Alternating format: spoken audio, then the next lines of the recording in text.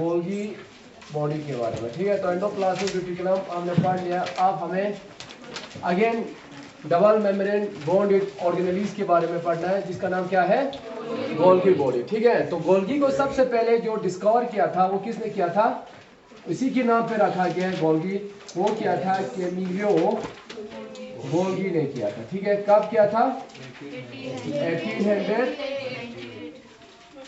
1898।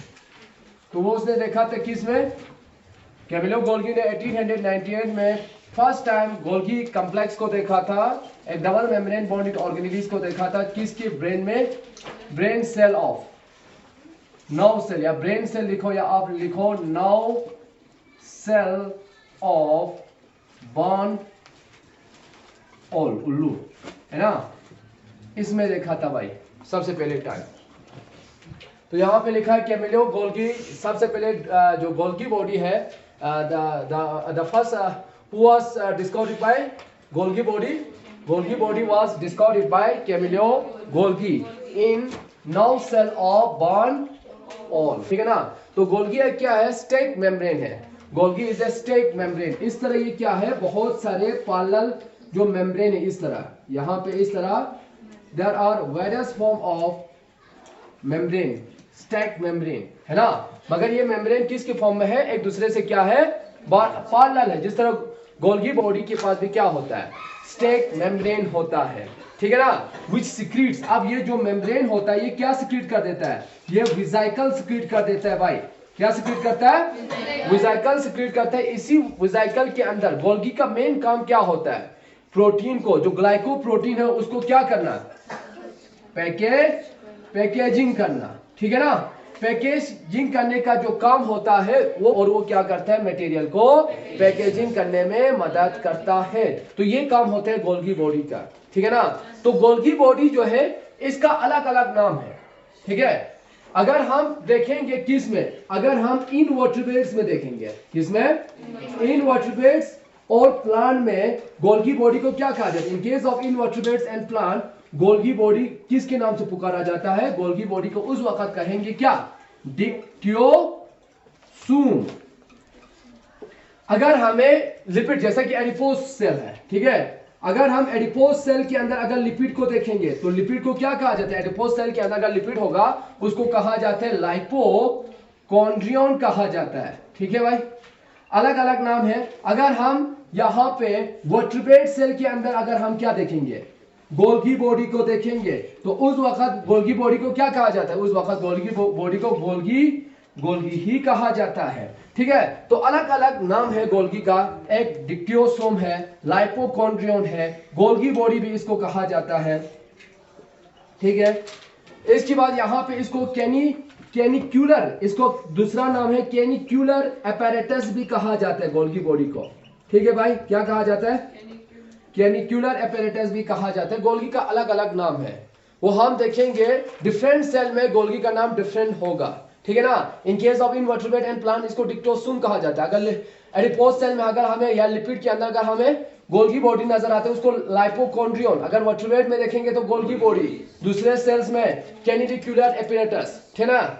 यहाँ पे internal apparatus भी कहा जाता है किसी किसी सेल में इसका। तो गोल्गी बॉडी का there are different names of Golgi body, Golgi body का अलग अलग नाम होता है। समझ आ गया यहां तक। अब इसके बाद यहाँ पे ये सारा ऑलरेडी आपको नोट में लिखा हुआ है, यहाँ पे समझो बस।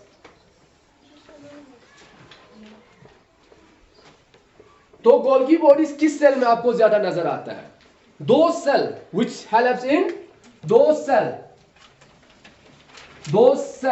which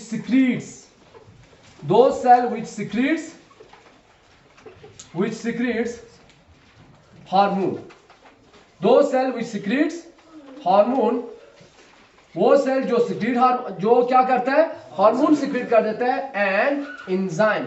ऐसे सेल में आपको क्या नजर आता है बेटा, ऐसे सेल में आपको ज्यादातर गोल्गी बॉडी का नंबर क्या होता है, ज्यादा होता है। यू नो दैट ज्यादातर हमें गोल्गी किन में नजर आता है, ग्लैंड्स, जो सेल एक किस्म के ग्लैंड्स का फंक्शन करता है। किसका फंक्शन करता है, जो सेल ग्लैंड का फंक्शन करता है, ग्लैंड्स में मदद करता है ना।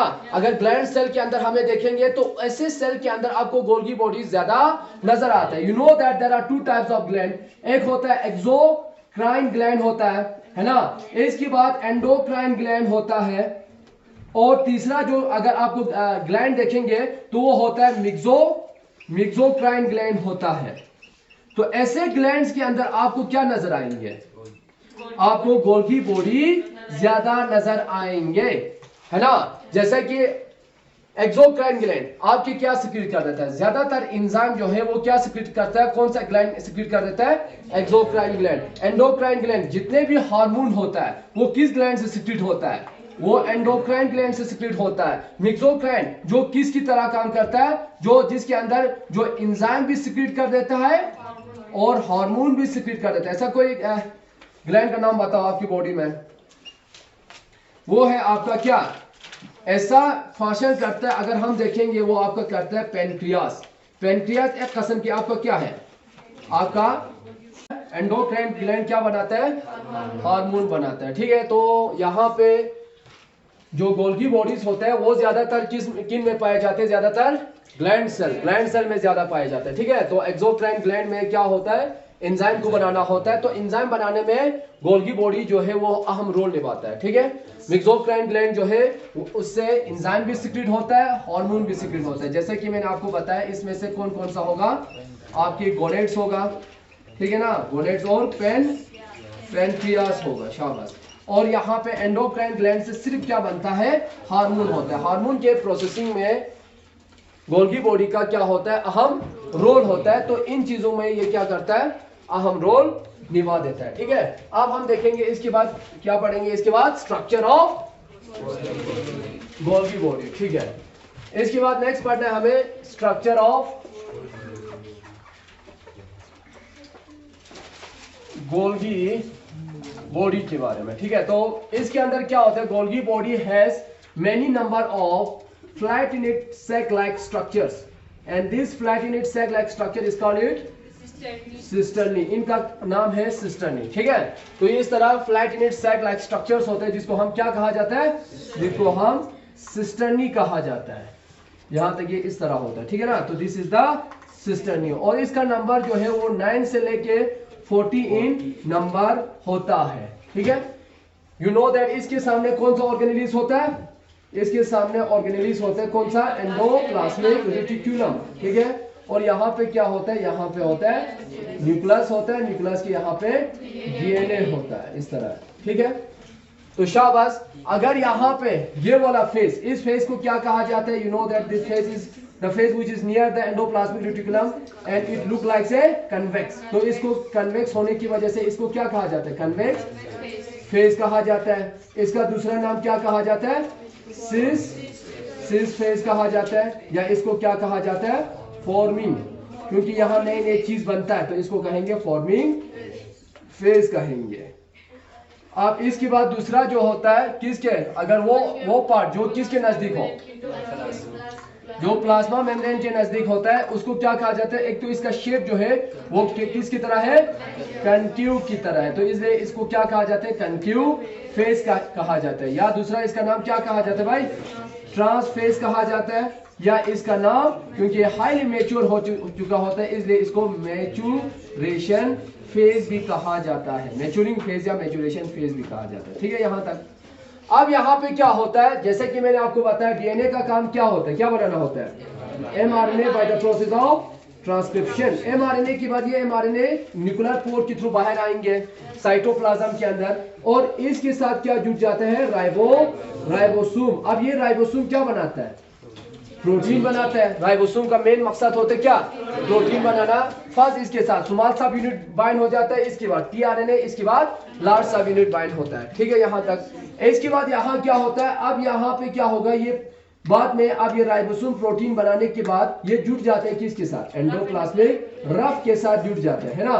और सारी जो प्रोटीन होते हैं वो इसके साइटोसोल, इस सिस्टर्नी के साइटोसोल के अंदर छोड़ देता है। बाद में ये क्या बनता है? ये यहाँ से वेसिकल बनता है, इसको फोल्डिंग करता है, और ये वेसिकल इसके साथ बाद में जो फोल्डिंग वाला प्रोटीन है वो बाद में किसके पास पहुंचता है? वेसिकल की शक्ल में गोल्गी के पास पहुंचता है, ठीक है ना। अब ये फोल्ड वाला प्रोटीन किसके पास पहुंचा? पहले पहुंच गया था एंडोप्लाज्मिक रेटिकुलम के पास, अब ये पहुंच गया किसके? कन्वेक्स फेज या cis phase convex phase of Golgi body के पास पहुंच गया।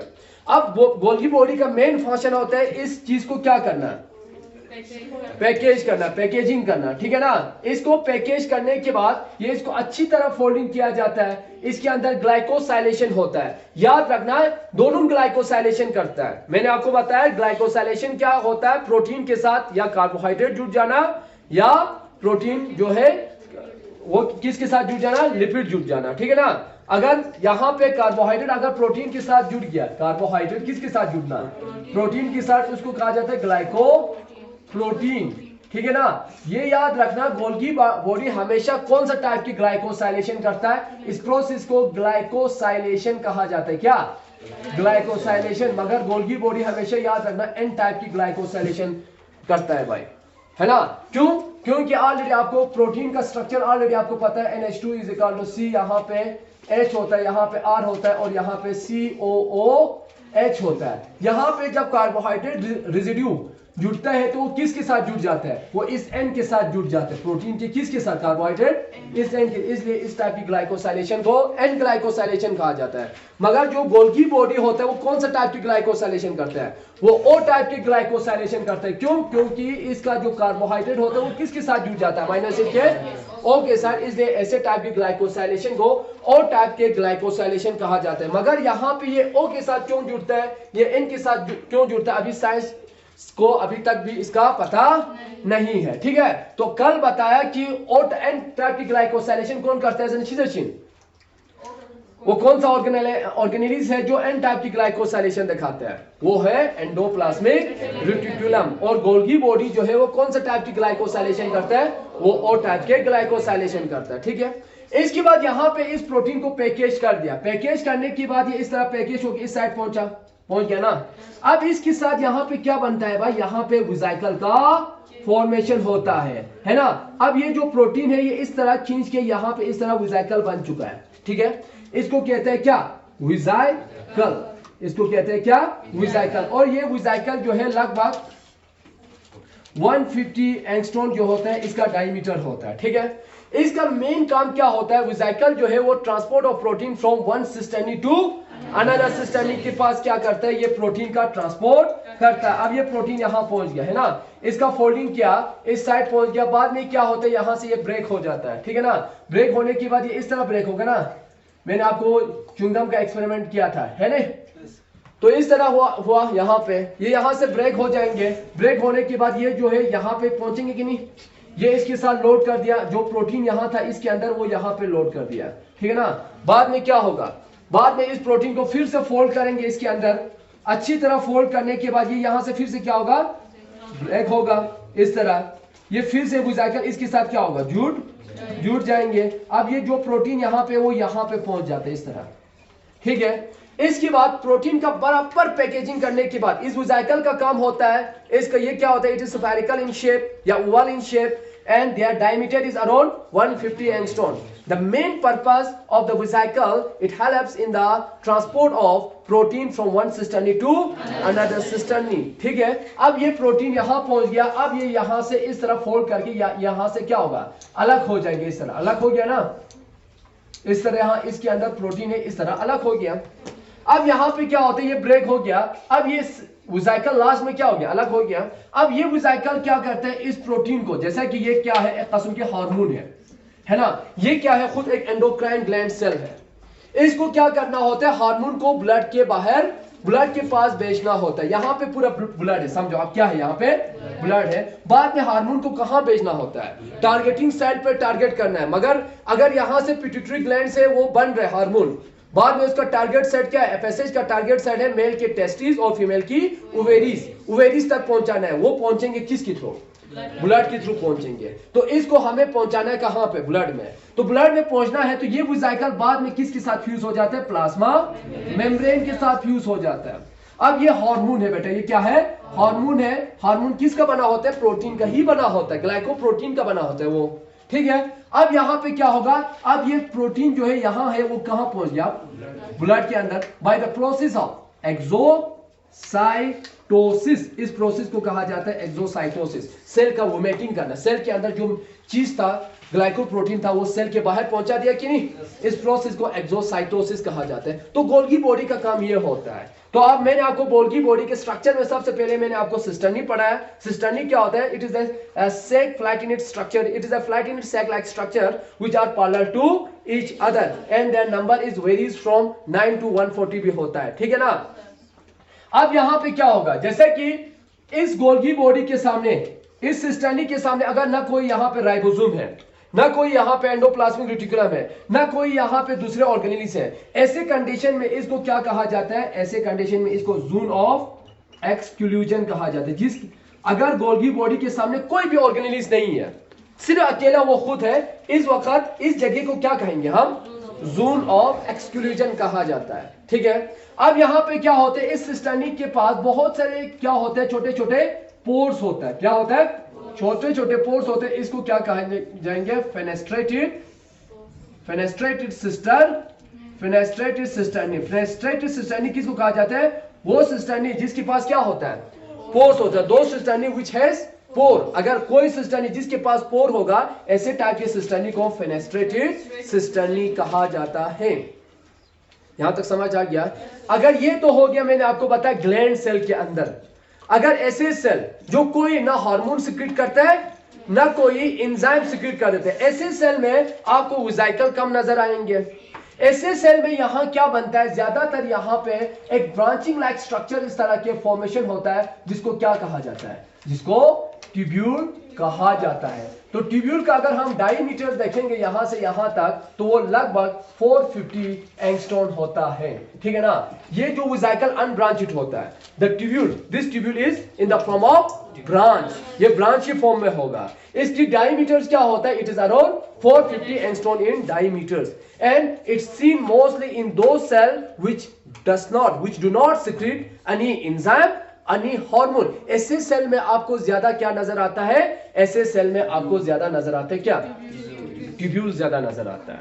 और जो सेल जिसके अंदर एंजाइम बनता है, जो सेल जो मिल्क प्रोड्यूस करता है और जो सेल हार्मोन प्रोड्यूस करता है, ऐसे सेल में आपको ये गोल्गी बॉडी का नंबर भी ज्यादा नजर आता है। और ऐसे सेल में आपको क्या नजर आता है, किसकी फॉर्मेशन ज्यादा नजर आता है, वेसिकल का फॉर्मेशन ज्यादा नजर आता है। तो this is the structure of Golgi body. यहां तक समझ आ गया भाई, ठीक है, यही समझ आ गया ना। तो